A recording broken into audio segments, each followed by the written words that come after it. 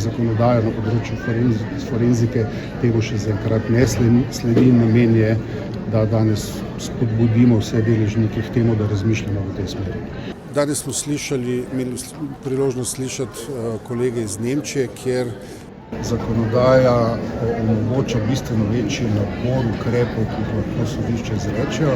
Torej, daljše spremljanje, ne nujno daljše bivanje v psihiatrični bolnišnici, obravnava po hospitalu, ki bi bila izvršena v skupnosti z vsemi službami, ki bi pacientu pomagale in ga tudi v nekem delu nadzirale.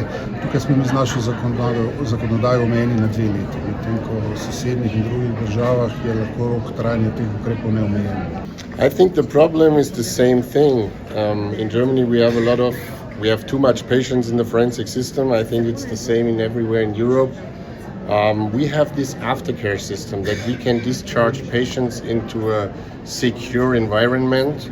The aftercare guys are looking after the patients when they're released from the clinic where I work, and that helps us to risk a bit when we discharge patients after a couple of years, because we know the guys from the aftercare clinic, they look after patients and nothing will happen. There will be no reoffending, and the figures in Germany are very good in this way.